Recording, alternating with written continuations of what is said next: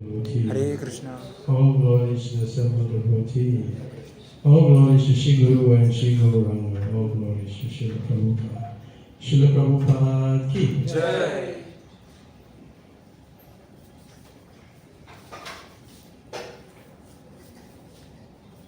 Hare Krishna to everybody.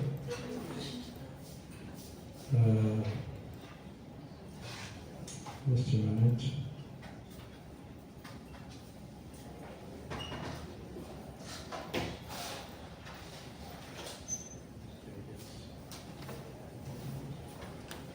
So thank you very much for coming this afternoon or evening. My name is Raghunath Bhatt. I come from South Africa. I was here on Saturday last week. I think some of you were here. Oh yes, one or two I could see. You were here. Anybody else here last week Saturday? Yeah. Okay. So we got. It was a last minute call, so there was no real topic. So we'll decide on the topic as we move along, or what we should discuss. What are your interests? Are many of your students here, or most of you are working or finished college? College? College, yeah. Working, huh? You? Working, huh? College? College. What are you studying? First year I'm BCom. BCom. Anybody else studying? College. What are you studying? Engineering. Engineering. College? What are you studying? Masters in chemistry. Chemistry, eh? You have to be careful of chemistry, yeah. Anyway, Master of Chemistry. That's very nice. Actually, it's a very difficult course. I go to universities every 3 days a week, so they find it very tough to finish that, especially chemistry. They fail most of the time. Most of the time, yeah. Anybody else study? What do you study? BCA.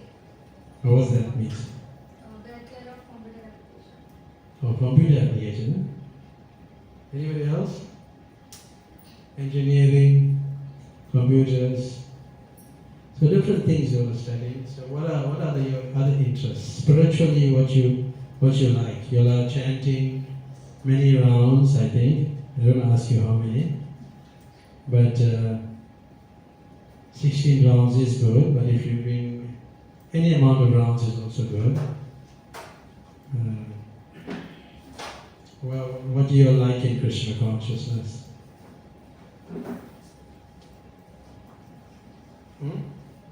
Anything? Prasadam. So in many temples around the world, and it's like probably not so applicable in India. In India, people are more respectful to Vedic culture. But in other parts of the world, people come just in time for the prasadam.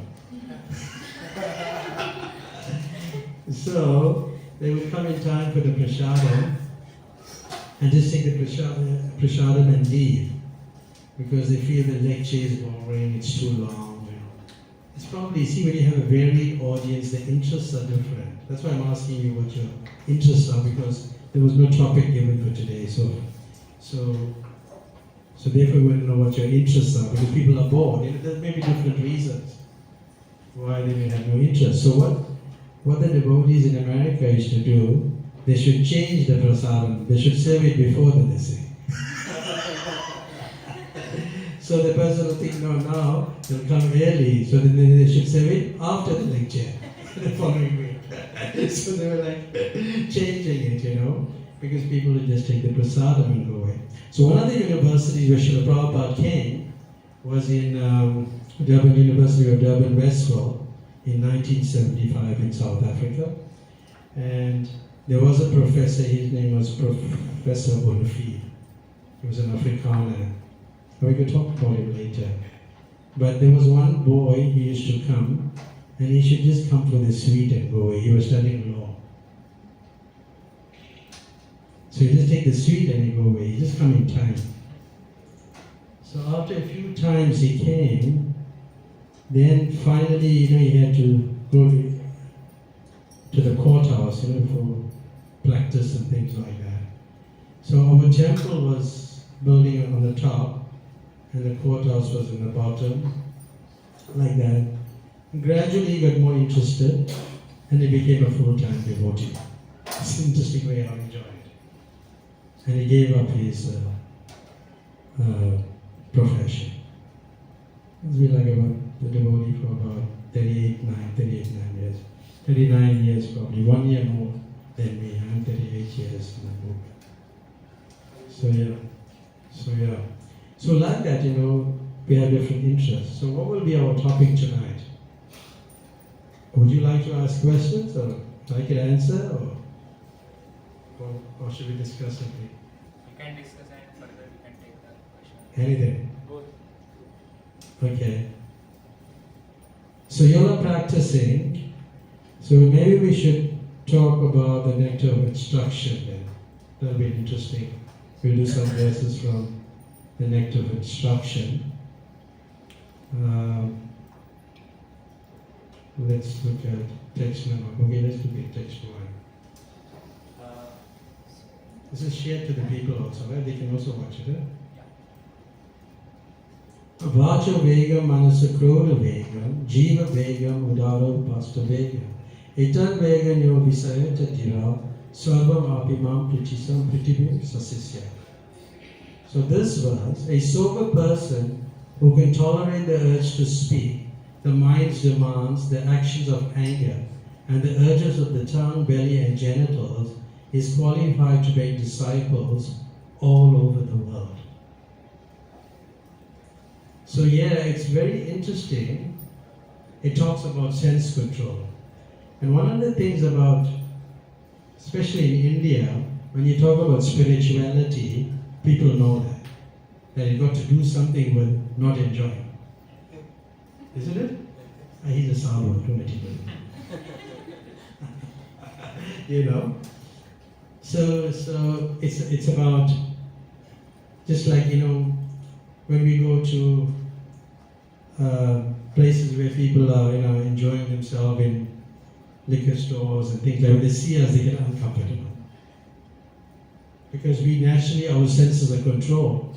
So it's talking about how somebody becomes sober. Which verse in the Gita reminds you about somebody sober? Let's see if you can remember. There's a verse in the 2nd chapter, it's text number 13, I think. Let's see, 2:13. Yeah, see this verse? Dehini asmin yatade he kaumarum yavarum jana tatadyantra prapti dhirastatra namoyate. So somebody is dhira, somebody is a sober person. So the embodied soul continuously passes the body from boyhood to youth to old age. The soul similarly passes into another body at death. A sober person is not bewildered by such a change. So somebody is sober is not disturbed by the change of bodies. You get it? Like even you have this understanding about death. And then, there's a lot to do about death. Our scriptures deal with death. But to understand death, one has to become sober. Now, sober doesn't mean that the first person took intoxication the previous night and the next day he's sober. He's not drinking. It doesn't mean that. It means that he's sober, that he can understand that the body is changing, but he doesn't change. So going back to our verse on the nectar of instruction, so it's talking about a sober person And if a sober person can control his senses, if he can control his senses, then what happens to him?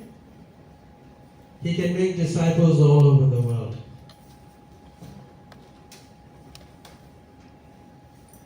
But the thing is, he has to deal with anger, the mind's demands.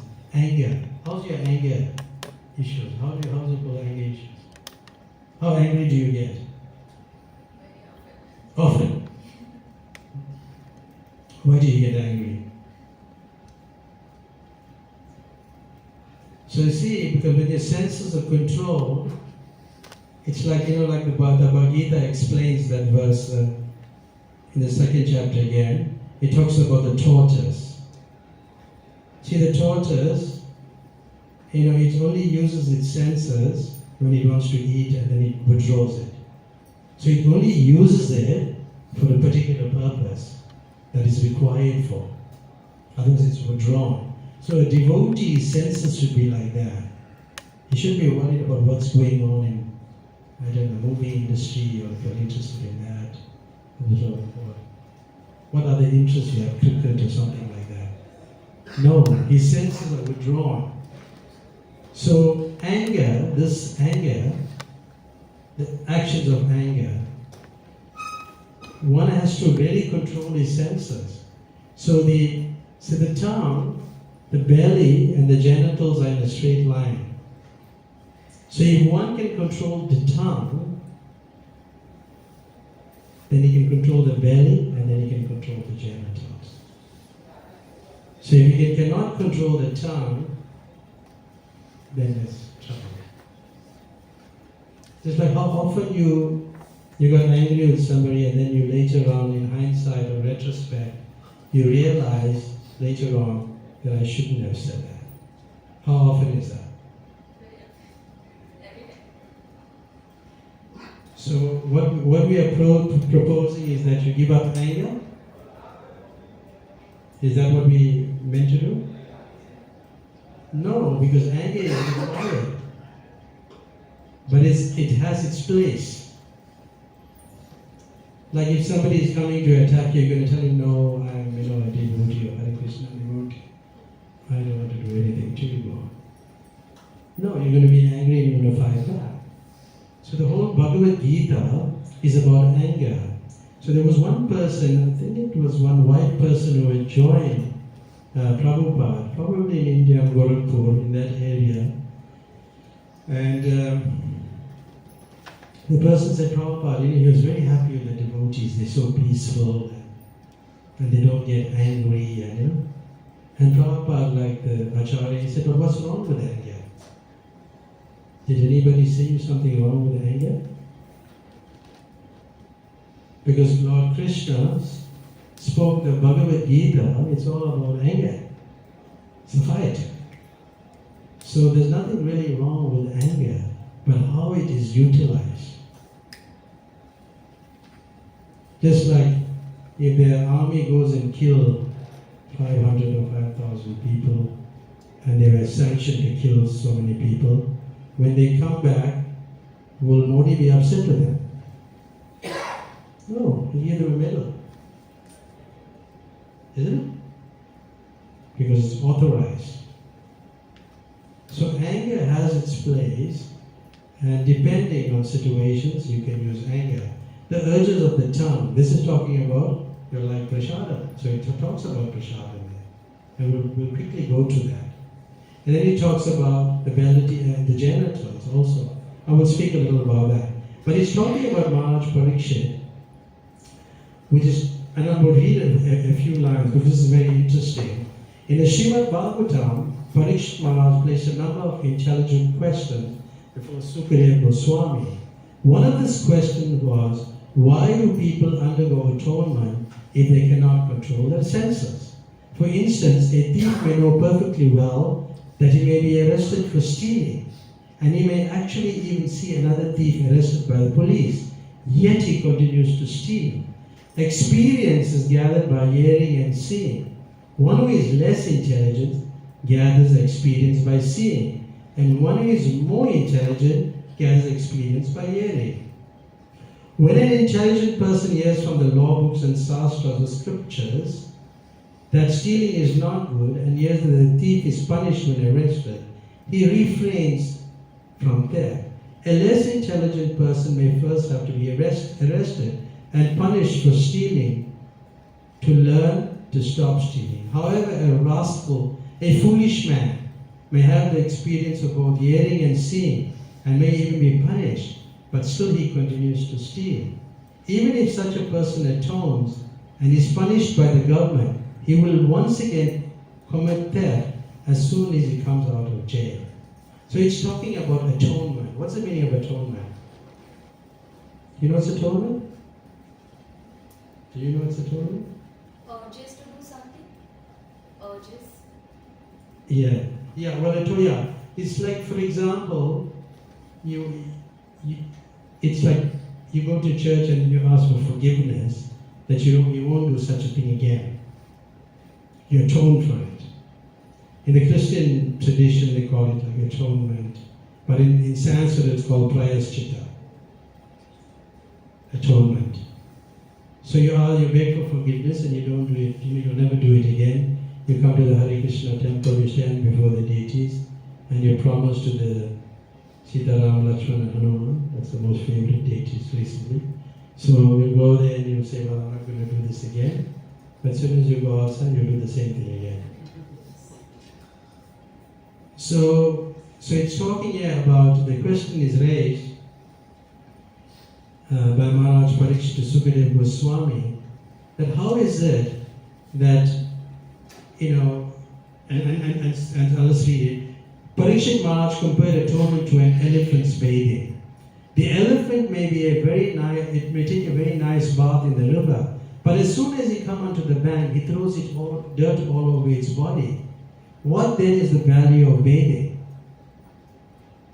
See, an elephant when it goes in the water and comes out and then it goes in the mud. So you may do something wrong, and then you come and beg for forgiveness, and then you go on doing it again. Because it's not possible just through your own efforts to overcome this. So here it's talking about, and now it's the moot point, it's the important point. It's about us. So similarly, many spiritual practitioners chant the Hare Krishna mantra. You all do, right? And at the same time commit many forbidden things, thinking that the chanting will counteract their offenses.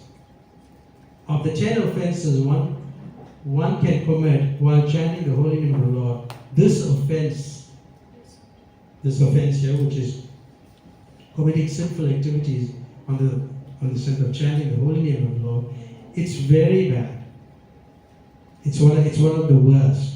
So maybe we chanting Hare Krishna, but we're just as good as the elephant that is bathing in the water and rolling in the dust.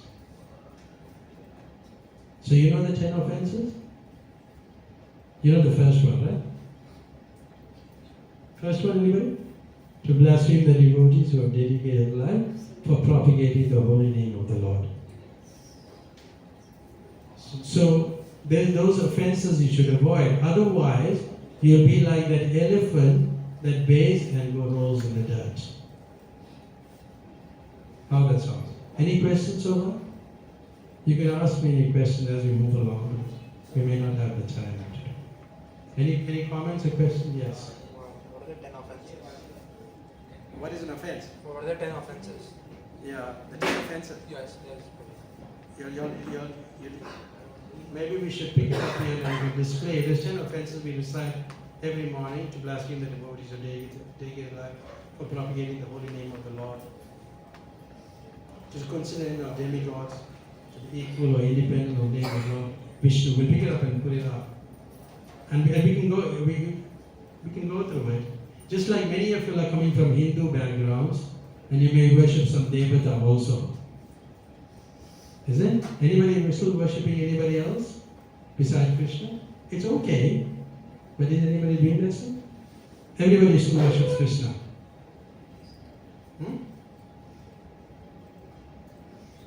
So yeah. so these 10 offenses, you have to know it. And then you have to try to avoid them. Like the very, very important offense is to be inattentive while chanting. You know, you've got your reed bag and you're chanting, and then the phone rings. And then you have to attend to the phone. Then you have to be busy with your other finger. Isn't it? So you have to leave the phone somewhere far away. Yeah, so that you have to avoid. So these are things. So inattention is the worst. Because if you're inattentive, it gives rise to all the other offenses. When you're not attentive, then all the other offenses manifest or flourish. Okay? Yes. Just like the elephant, when he bathes and again goes to the dust. So I'm comparing to myself that I come to the temple, I chant, and then I go home, and then I lost in my world. So when will that chain break? When will that I will realize that I will not doing this wrong. Okay, so yeah. So you may go home and you chant nicely, and then you go home and then everything is over. So see, it requires some determination, some effort. You know, whatever you do, you study, Yes, I you finish, right? How you finish your studies? Because you had a determination to finish it. So you must, in the same way, you have to have the determination to improve yourself spiritually and read every day. But if you're having challenges, it could be many things that that you have these challenges, many reasons. It could be like your work environment. You can give so many reasons, but all those reasons are not good reasons. Like I'll give you an example. Once Srila Prabhupada was giving a lecture, and he gave a very moving lecture. So one devotee went to him and said, Prabhupada, he gave a very powerful lecture. It was like he was appreciating the class, the lecture. And then the devotee and Prabhupada, acknowledged it. And then Prabhupada asked, and what did the other devotees think? He said, Srila Prabhupada, practically all the others were asleep when you were speaking. So Srila Prabhupada didn't do anything at that point, but later he was speaking in another, at another situation.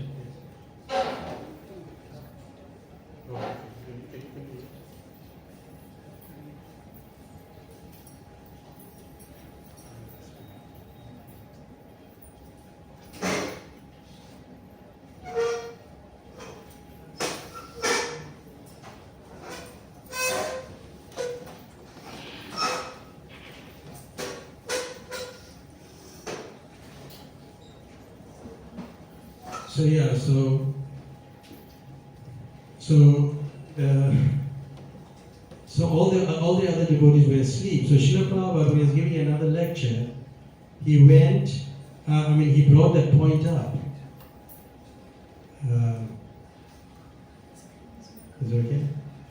Sorry, we're just connecting again. So he brought the point up,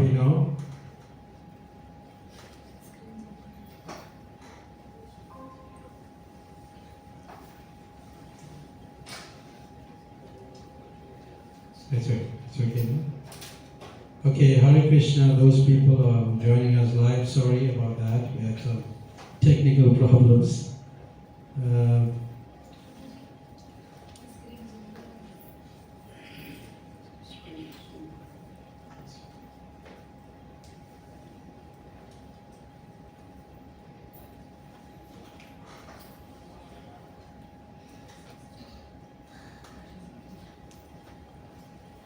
Can we get bigger?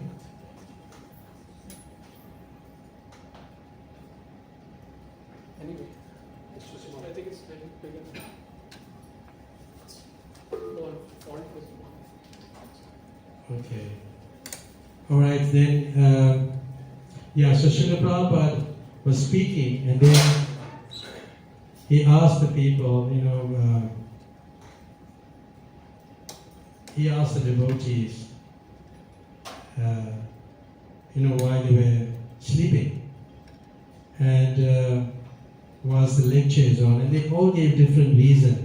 They ate too late in the night, too much prasadam, they were too tired, they gave different reasons. And Prabhupada said all those reasons are not good enough. And he said the only time you won't fall asleep is when you know that Krishna consciousness is the most important thing for you. Then you won't sleep. Oh, that's a good answer, yeah? Because once you're convinced that is the most important, then only you will not sleep. Otherwise you will sleep. So yeah. So that is a good. You may have different challenges, but you get determination, and determination comes from associating with people who are sincere. So when you associate with sincere people who's following this, then you'll naturally follow it. That's one of the ways to overcome it. Okay? But we can talk more about it separately. I can give you some pointers. If you tell me the exact problem, then I don't want to ask you in front of everybody. Okay? Alright.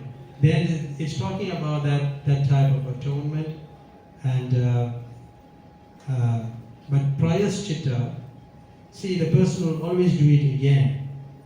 Like you have in your own life, you're also doing the same thing.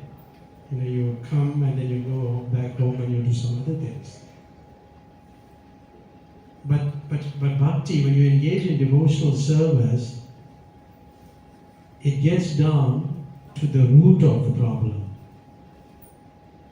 Get it? It goes to the heart. And the mind is in the region of the heart. Where is it? The region of the heart. So therefore, when you talk about cleaning the heart, means cleansing the mind. That's what it means. Okay? So you clean your heart. So this, when you take the devotional service, it uproots all those seeds you have. See that seed of apathy and don't want to do things and all. It removes it. That's what Krishna consciousness do. But if you do atonement, the seeds still remain. You ask for forgiveness, the seed remains, but the seed must be burnt out. That's what it's talking about here.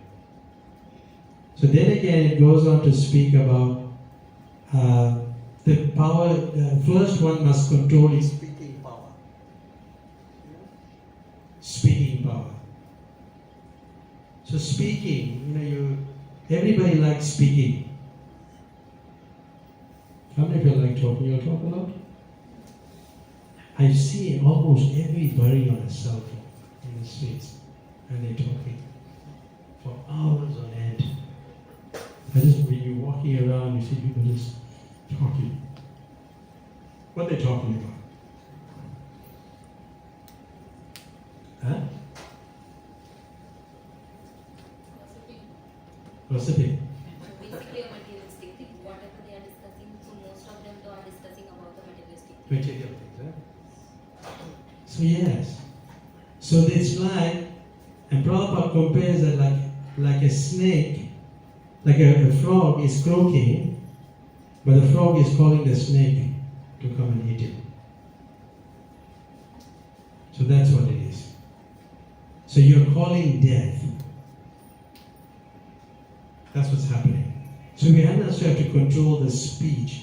But the best way is talking right at the bottom, they say, by contrast, the controlled speech advocated by Rupa Goswami is the positive process of Krishna Katha, engaging the speaking process in glorifying the Supreme Lord Krishna. So the process of overcoming this is by hearing about Krishna. Any questions about that?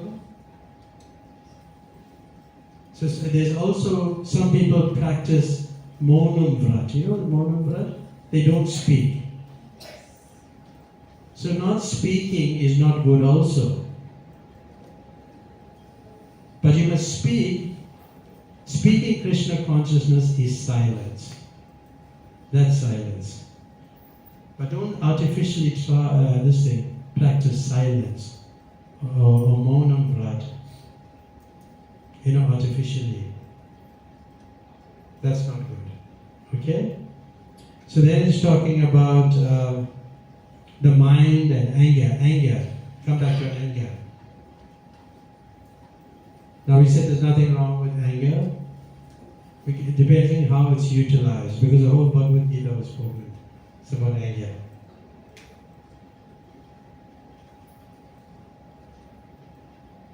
But how does anger come?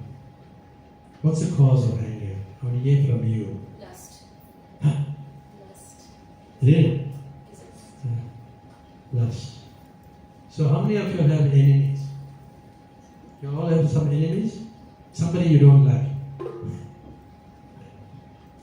They are not your enemy. You know who's your enemy? Well, yeah. Let's see. Let's read Bhagavad Gita.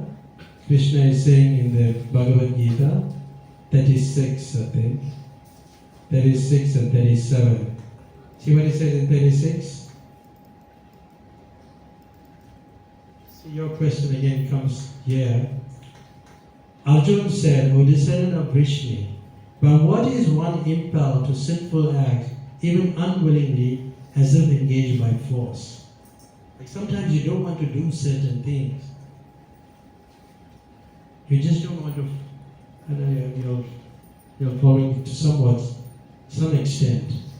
You're controlling your senses. But sometimes it beats you, right? You're like thinking, hey, when can I talk to this person? When can I do this? When can I do that? But he's talking, it's by force. So sometimes we engage in sinful acts, but we really don't want to do it. So what's the cause of that? And in thinking of your enemy, the next verse, Krishna answers, he says, it is lust only, O Arjuna, which is born of the contact with the material mode of passion and later transform into wrath, meaning anger. This word means anger. And which is the all-devouring sinful enemy of this world. So you only have one enemy, and he's always with you. That is lust. We do seminars sometimes. We do a seminar on transforming love into lust, from lust into love. So lust, and that is the only enemy that we have. So going back to the lecture of instruction, you must read this book. Anybody who wants to become a sincere devotee must read this verses especially the first 4 verses. And if you study these first 4 verses and you apply it in your life, you will improve tremendously. The first 4 verses. So it's talking about, we're talking about anger. Krodha, anger. And there's many examples. But then, we speak a little bit about the genitals. It says, in a similar manner, the urges of the genital, the sex impulse can be controlled when not used unnecessarily. The genitals should be used to beget Krishna-conscious child. Otherwise, they should not be used. The Krishna consciousness movement encourages marriage not for the satisfaction of the genital, but for the begetting of Krishna-conscious children. As soon as the children are a little grown up, they are sent to our Gurukul school, where they are trained to become fully Krishna-conscious devotees. Many such Krishna-conscious children are required, and one who is capable of bringing forth Krishna-conscious offspring is allowed to utilize his genitals. So we're not against that, but what we're saying is that you're more regulated. Get it? When one needs to have children, then he can engage in sex life. Then they speak about, there's a lot of verses speaking about literatures that you read. I don't know what type of, anybody to like reading? Who like reading? What you like reading? What books you read? Spiritual books.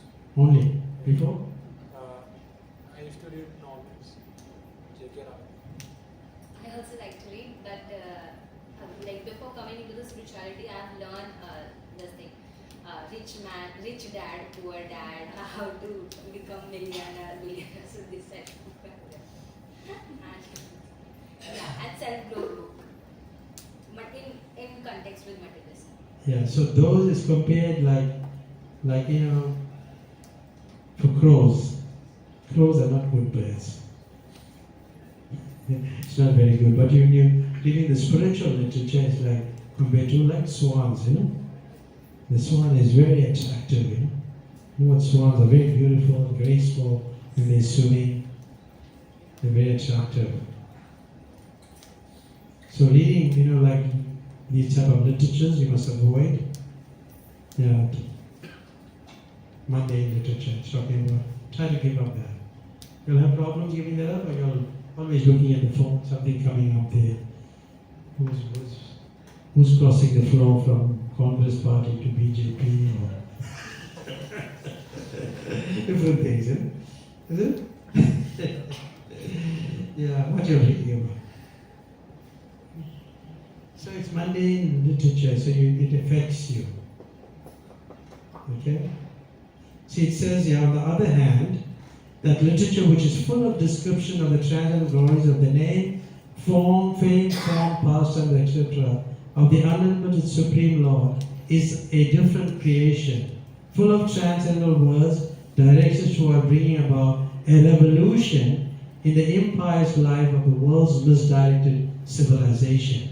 Now this is very important. Listen to this. Such transcendental literatures, even though imperfectly composed, even if it's not correctly composed, are heard, sung, and accepted by purified men who are thoroughly honest.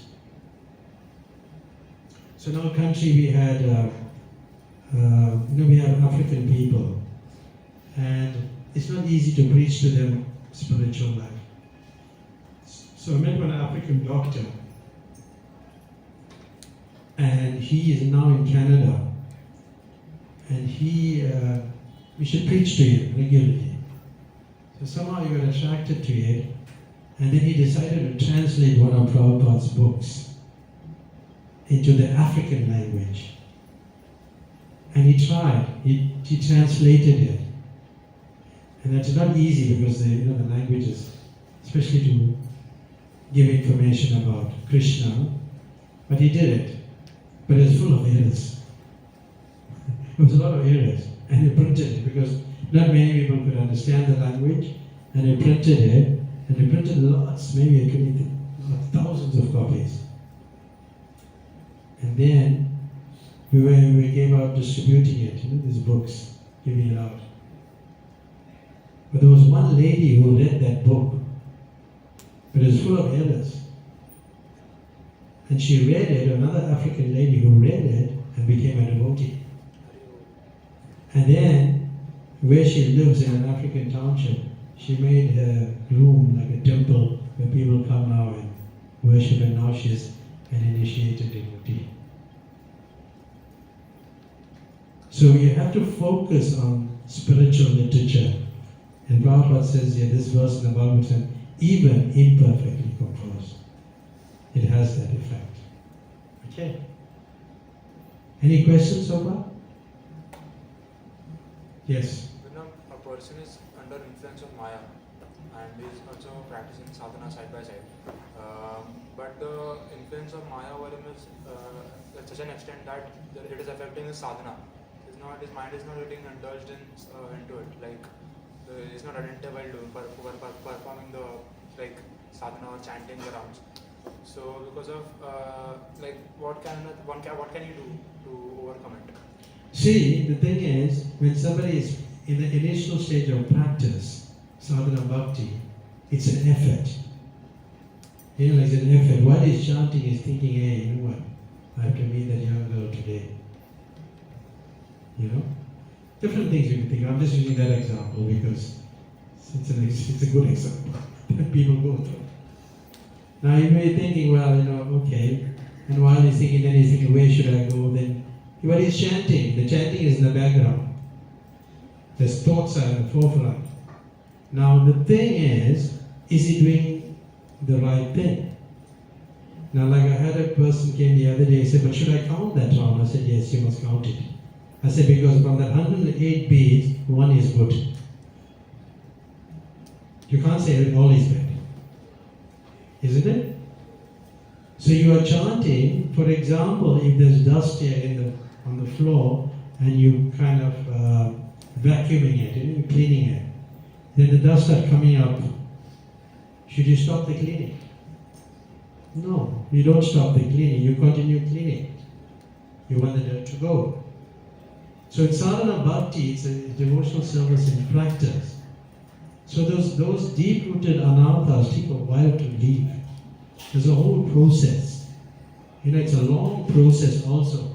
But one of the main things is that you have to acknowledge that I have that problem.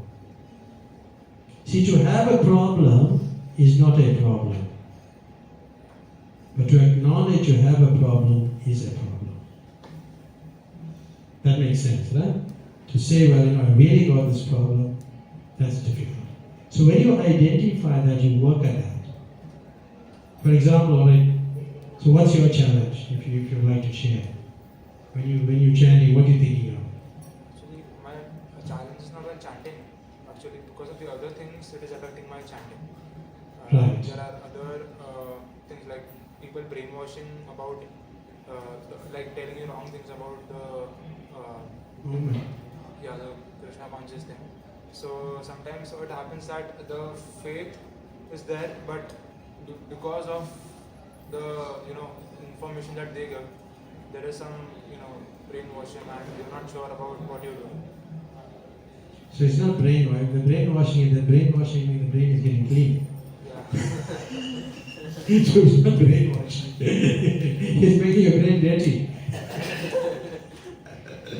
So because in America, when the devotees joined, then they were accused. Prabhupada was accused of you have these deprogrammers. Deprogrammers. So they subjected to this whole thing for you to forget Krishna consciousness.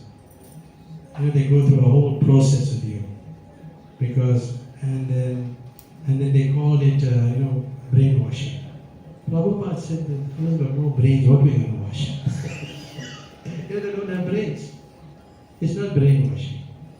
Brainwashing means at least your brain is getting clear, Yes. So if you hear something that's blasphemous, it'll affect your chanting because you're thinking now, is that true? That devotee is like that? Yes, it's like that. Maybe it's like that. I saw something, I noticed something in it because you just heard from somebody. So you start developing in your mind. Therefore, it talks about the whole first verse is talking about the mind.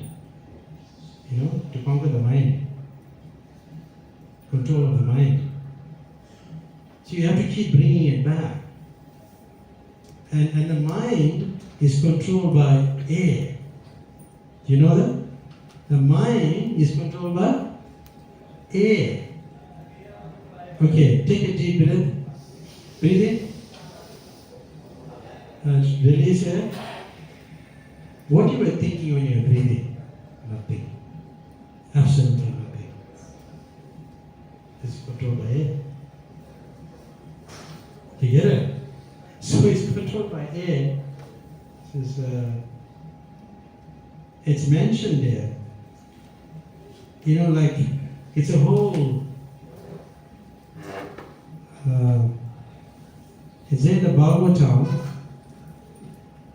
I think it's in the 3rd canto, maybe the 3rd canto. Anybody worship Lord Shiva? Yeah? Next time when I come, I'll talk about Lord Shiva. have a discussion on Lord Shiva. Prabhuji, Yeah?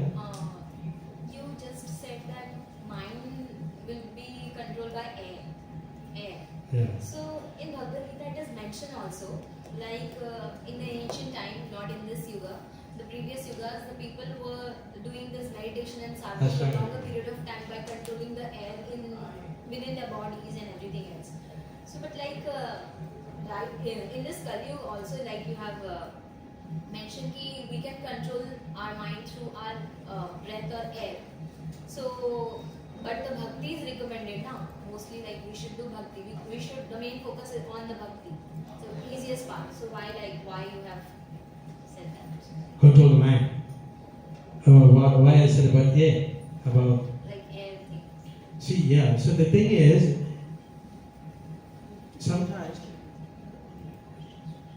Oh, to somebody. Oh, yeah. Okay. Okay, we'll just answer this question. Those people who are online can ask questions after this. See, the other practice at this age, we just engage in bhakti yoga, and that's it. But control of the mind, it talks about in the 6th chapter of Bhagavad Gita about Ashtanga yoga, the different types of yoga. Yes. It's talking about controlling the breath. So the mind, just like if you want to conquer, if you're having problems to conquer your mind, and you run into anxiety and depression, and these things. So the way to do it is through that Ashtanga process to overcome it. Because anxiety is not an easy thing. Anybody suffer from anxiety? No. All okay. So when you suffer from anxiety, it's not that easy. You can, bhakti is also a practice, but the way to, like the way we help people, although I live in a temple, and we had one girl who was suffering very deeply from anxiety, and she couldn't overcome it. So we had to teach her how to breathe in and breathe out. Keep breathing in and breathing out to calm her down. You get it? You can't do bhakti. Oh, there, pray to Krishna, because that's what I was looking for now. How, when Lord Shiva was born, he takes residence in different places. When he came from the forehead of Brahma, then he took shelter in the air, in the water, in the waves. This is there. So let me pick it up. You'll get a better understanding of it. I think it's the 3rd canto.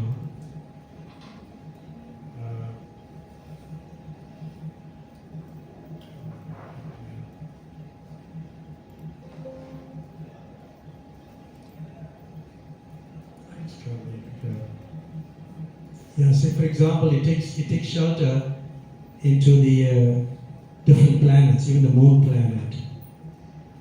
See, when you're angry, you can't breathe. Is it? The breathing is affected. The breathing is affected. So it talks about the anger principle. You can read about it later in the Bhagavatam. We don't have much time to go over that thing. But it's in the Srimad Bhagavatam how Lord Shiva pervades all these different places. And how it has an effect on the person. We can read about it maybe some other time, because we don't have that time. So Lord Shiva is even present in the anger principle is present. Just like you have like tidal waves. And they also get angry, the waves. Sometimes they roar. So Lord Shiva is present there. That's how he's present there. So anger, so if one, when people suffer from these type of things, then we calm them down first before we can even talk to them about bhakti yoga. So therefore I was mentioning it. And then you see, like the things you have lots of negative thoughts, and you have this OCD. You know what's OCD? Obsessive compulsive disorder. You have this, you wash your hands every 5 minutes. Yeah. That's obsessive compulsive disorder. And then you get scared for certain insects or like, what do you call this, ants and things like that.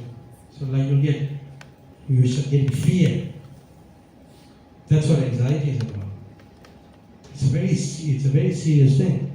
So when they breathe in, they're thinking they have all this bad thought. But as soon as they breathe in, they're not thinking of it.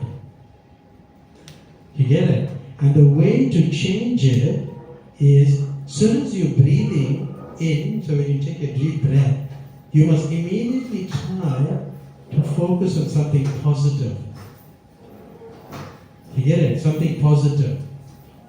Because you've got all negativity in the mind. Get it? So when you focus on the positive, so when you breathe out, your thoughts are all on positive things. So that's what means conquering the mind. When Krishna says, bring the mind back, that's what it means. Get it? You're conquering the mind by changing your consciousness or your thought process. How that sound? Make sense? What do they make sense? Yeah. So therefore, we advise people to do that because people are suffering the number one disease. I go to the university, the students are in anxiety like anything. They're suffering. They have to counsel them on sometimes, But sometimes it can be really draining also. It's a lot of negative energy. And we tell them how to do it, to breathe in, breathe out. That? That one. Breathe in and breathe out to the other nostril. You do that, it also helps. See, when you're chanting, see Prabhu, your mind is running away. When your mind is running away, you bring it back. The way you can bring it back is you do some breathing in between. You breathe in, you breathe out, and you chant again. You see, you feel more relaxed. Okay? You try that. But the mind will also, so you don't have to give up what you're doing. If your mind is running away whilst you're engaging in sadhana bhakti, and those negative thoughts are coming in, because you're detaining it. As long as you're detaining it, it will cause you problems. So you have to now focus and try to focus on positive things and not on the negative. So that affects your consciousness. Okay?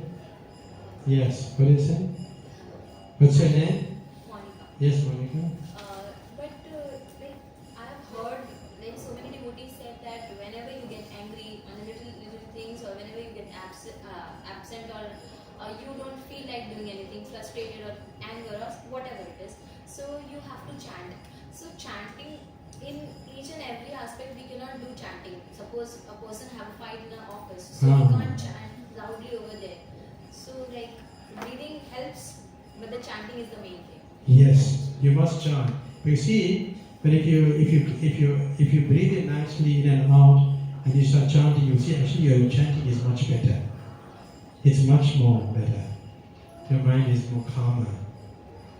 But chanting is effective at all times. It's effective at all times.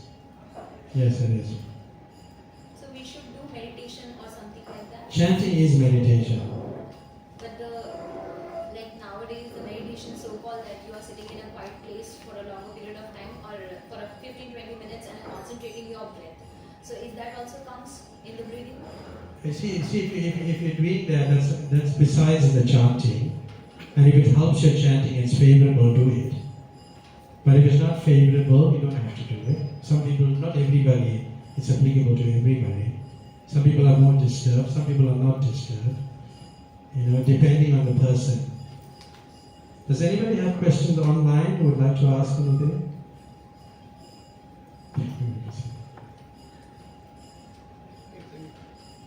It's cut off. They got this. I cannot maybe they have question and answer.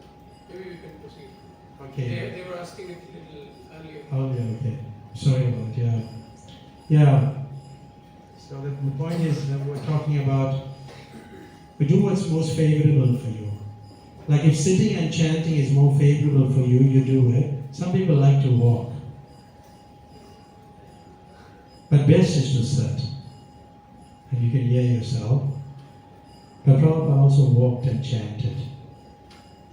He did that also, but best. First is sitting, then walking. But what's most favorable for you? Is that okay? Anything else? For a few minutes. Mataji's troubles? Yes. Prabhuji, I just want to know from your experience, like when you are in South Africa, where people don't know who is Krishna, and in India what happens, everyone knows the Krishna but they don't know Krishna. So what was your experience in the preaching them, and what's the challenges we face in India, usually face in book distribution, that they are not accepting the Krishna is the supreme, and where you are doing preaching, where it is completely they are unaware. So what was your strategies, or what was your teaching ideas that we can apply in India also? That will be helpful for us. You see, India, whenever we meet people, Indian people, they know everything. Isn't it? They know everything. Yes, We all know everything. Yeah, Hare Rama, Hare Krishna. They don't even know the mantra, right? Isn't it? In the train, once I was traveling from Puri, 36-hour journey or something, and I was preaching to an Indian boy. He couldn't get it. Maybe for like about 10 hours. I'm talking to the fellow, I'm talking to him about Krishna. And he was going to get a job in the government or somewhere. He was going to do some government service. He got a new job. So he said his father had some attraction to Bhagavad Gita. And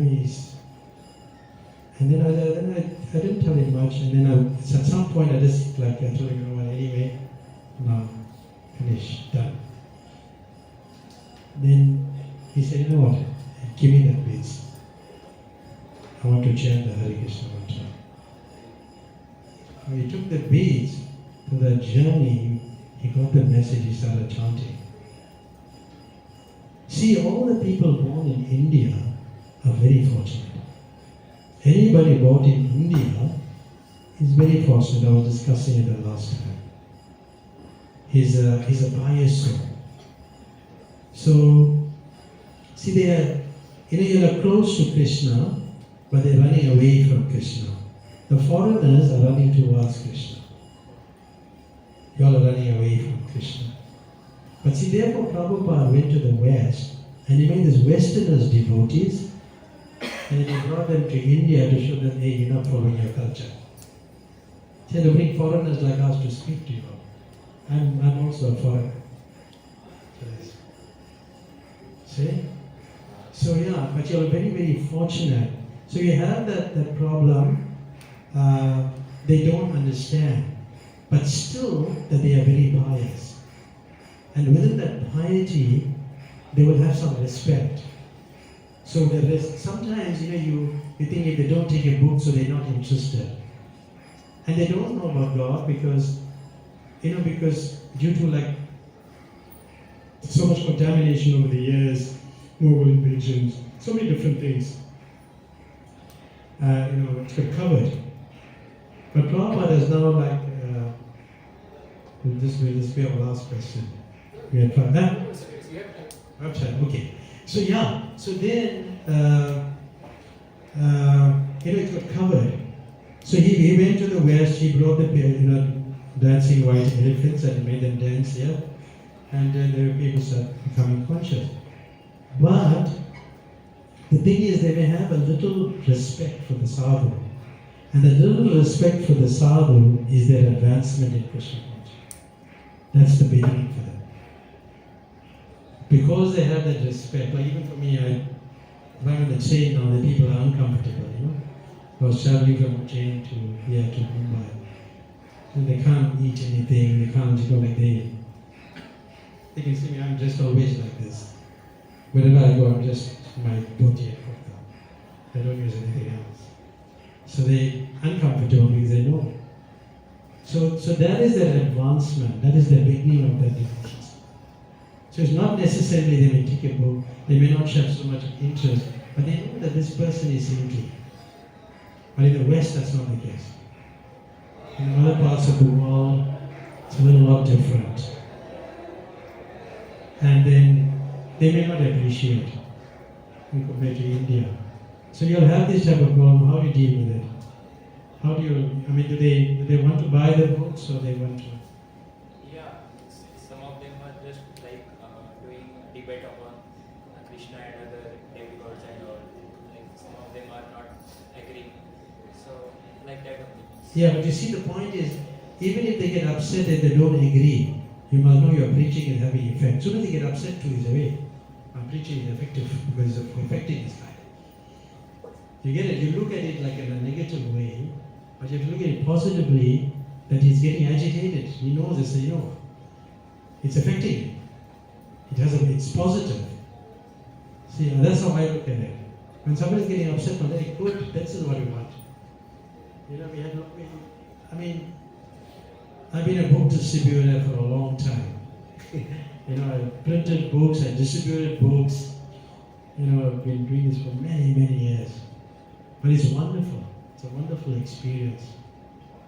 You know, it's just always wonderful. I can tell you so many book distribution stories, but some other time. But it's a wonderful experience. But giving the literature means giving knowledge to the person. See, I think more and more India is leading in terms of Krishna consciousness in the world. Because people are becoming devotees. They are, you know, different parts of the world, different parts of India. I've been traveling around. You can see that they're taking to it. You know? Like I chatted to one girl, one day I was just out here, one with the Govindas is there. I told her, in 1 minute, I told her, you should give this up. I'm a foreigner, but you're in India. Come here. You should give up this bad habits. And you should become a devotee. And she said, okay, I will do it. So another devotee was standing there, you know, Advaita was standing there, Abhinav. This fellow one devotee. He said, no, the Giriraj Maharaj is there, or take it to Giriraj Maharaj, took it there. He went to Giriraj Maharaj. And in that few minutes, she surrendered to Krishna. Just here, right out here. She's coming to see me when I come back from Pune, she'll come to see me. But in a minute. So that you cannot get in the West. That you can get in India. Isn't it? That you can get here. Okay. That makes sense, right? So they are pious, you know, so they can take to it. There's no loss. Sorry, yeah? Yes, Prabhuji, in India, sometimes when we are preaching others, the other person starts to preach us. So Yeah. what should you do? But you must always control the conversation. Stop. This is what it is. Stop. You have to control the conversation. You have to turn it around. They talk about so many winding things. Like this, what the grandfather did, this is what the scripture. They will even make an story of when they will create something in the scripture, but it's not there. You have that moment, isn't it? You don't know this is what in the scripture. It's not there. You get it? Yes, Prabhuji. Yeah, so you get all types of people. Like in South Africa, we had the problem. Yeah, they say, no, I got the book. So I said, okay, you got the book, bring the book and come. If we go to their homes, so bring the book and come. So then now they go looking for the book. Because we don't give them a chance, they don't bring the book. So one day, one lady said, no, my husband is bathing. I said, okay, I'll wait for you. And I'm patient, I sat up. I'm sitting there. After a while, the man comes out, about 20-30 minutes he came. I'm so silly. He came, I said, you got Bhagavad Gita? I said, yeah, I'll go bring him back. He went, looking, another 10 minutes more. He comes after, it's a very old Bhagavad Gita. But A.C. Bhaktivedanta Swami Prabhupada. He bought that in 1972. And he's showing me the Bhagavad Gita. I'm shocked. open it and I'm reading to him the Bhagavad Gita. Ask him what you do. He reckon I'm a butcher, I cut meat. I go, what's your name? He said, my name is Ram. So, you know, there's different types of people. But it was like favorable. But it's amazing. Like one lady, I was preaching to another lady. We took we put a lot of books in libraries. Libraries, we bring Bhagavatam set. So the man read about us, so he phoned me, he said, can you come to our house? I'm very interested in what you're doing. I said, okay, we went to his house. I went to another man, he opened the box, I started preaching to him about Bhagavatam. On one side, this and that and everything. The man is absorbed. The wife is not there, thank God. But anyway, the wife was at the top, I didn't know. She was upstairs. So this man, I almost got him now to give me the money for the books. It's quite a sum. The lady come running from the top. He goes, no, we got all these books, we got everything. I said, okay, all right, we got everything. And she said, no, I know everything, you know.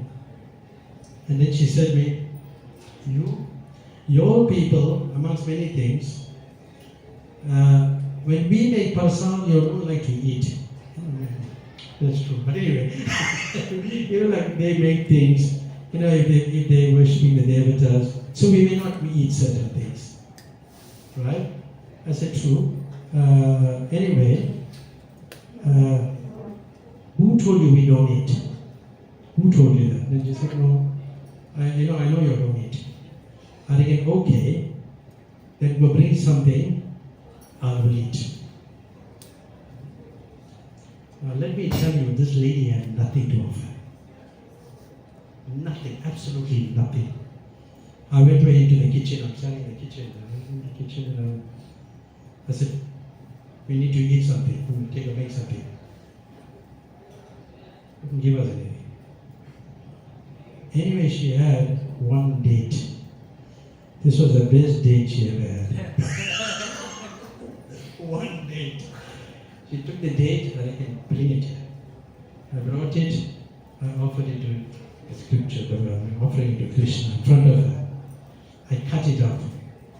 And can you take this now? This is prasad. And she ate that. And then she's looking at me. Can you see what a lesson Krishna has taught you in your own house? Now the husband is crying, he's holding the Bhagavatam and he's crying. He was like overwhelmed by these books. But then, anyway, the conversation had to end and she's still, adamant, no, she don't want to take it. But then, after some 10, 15 years of research, that man came to the temple. And he said, when he came to my house, he met the other man who was with me. Didn't meet me, he met the other guy. He said, you remember you came to the, yes, we remember coming there. And he came to the temple and he said, he's vegetarian and he's trying this thing, So it works. But you have to be straightforward with them. You have to control the conversation. They'll start preaching to you, no, it's like this, it's like that, and give you some Mayavad philosophy, But you have to control the conversation. Yeah, a little bit. Stop, right? Show me where it's in the book, scriptures. Where? Can you show me? You can't show you? Okay, let me show you what's in the scripture. This is what's here. Like I went to another discussion. It was a Mayavadi gathering with all sadhus. And a whole lot of sadhus sitting there. And I didn't know that you have to do presentation. Everybody got PCs, So I didn't know that because I just went like a substitute, like tonight. So I went like a substitute, I went there. And then I listened to everybody, all talking all kind of nonsense. But I made a note of it, what they're talking about. So I took out my Bhagavad Gita. I said, that person was talking about this. That other guy, he was talking about this point. You get it? So I'm correcting them with the scripture. So I couldn't say anything. Because in the Bhagavad Gita, this is what Lord Krishna is saying. There's all Mayavadi sannyasis there. So then, but anyway, then one young lady who accompanied me with another child, So they were very affected by this whole move there. So I asked one young boy, a young girl, who are you? The girl said, I am God. So then they said, I'm God. That affected these two devotees very badly. It's like it cracked their heart. So they were crying. They couldn't accept that. So then I was a little worried. Then I wrote to my spiritual master, and I wrote to him about this thing, what I was speaking on, what I did to this Mayavadis, and how I dealt with them. And he said, you must not go for all these things. This is not good. I was a substitute. That is when there was nobody to go. The person couldn't make it. But then, when later on reading the Chaitanya Charitamrita, it says that when a person hears that the jiva, the individual, the living entity, and the Supreme Lord is one, it breaks the heart of a devotee.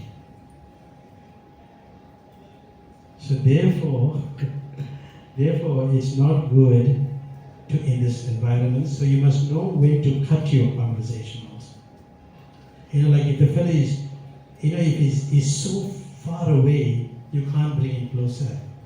You have to assess quickly, this fellow I can give time, that fellow I can't give very much time. Okay, Prabhupada give the example that if a person, like there's two soldiers, this guy is badly injured, and this guy is not so badly injured. If I give this person attention, he'll die. So who should I give the attention to?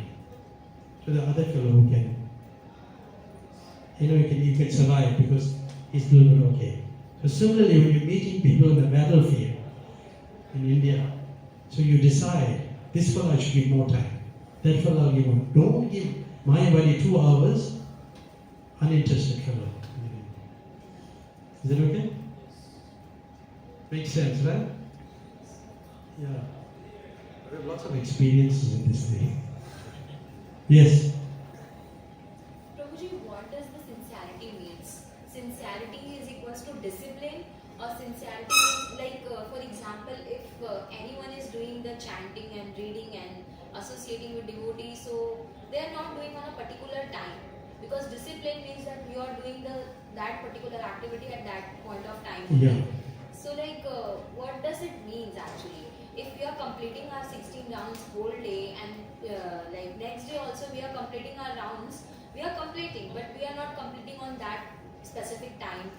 We are doing the things but not on the specific time. Sure. So what does the sincerity mean? So I'll tell you what Prabhupada's definition of sincerity means. Prabhupada's definition of sincerity means following all the rules and regulation, no matter how big or small. That means sincerity. That's his definition. Following all the rules and regulation, no matter how big or small, that is sincerity in Prabhupada's vocabulary. Now, the thing that you are raising is that you spread your chanting over a period of time is as good as the other person chanting all 16 rounds one time. Right? It is as good as that, depending on the circumstances. Like your circumstances may be, you got a lot of work to do. Then you may have to postpone your chanting for a later time. But you're not chanting, you are chanting. So you are a sincere person. There's still sincerity, but the benefits of chanting in the Brahma Muhurta hour is more benefit. That's the difference. But you can chant later, like sometimes I have to do a call, a Zoom call or something, then I have to suspend my chanting and then chant later. But it's best to chant in the morning. Is that okay? You find Krishna consciousness is interesting? We didn't get to the prasadam time. Next time we'll talk about prasadam and how you're supposed to eat and how much you must eat and when to eat and how to eat, yeah? Are you going to say something? Okay. Anything else? We can close up then. We can talk if I'm moving around. We're just sitting there so for a while. We can have prasadam, yeah? That's good. So we have prasadam here only. So look, we can move chair behind and you can sit here and we take prasadam. So first of all, we would like to thank Raghunath Bhatt Prabhu for sharing his wonderful experiences. So yeah. Okay, chanting. Hare Krishna, Hare Krishna, Hare Krishna, Hare Rama, Hare Rama, Rama Rama, Rama Rama. I think he's there for some more time, so we'll ask him to give him some more association to us. Yeah. But see what the interests are. You can talk on a topic what your interests are. Okay? That is important. Yeah.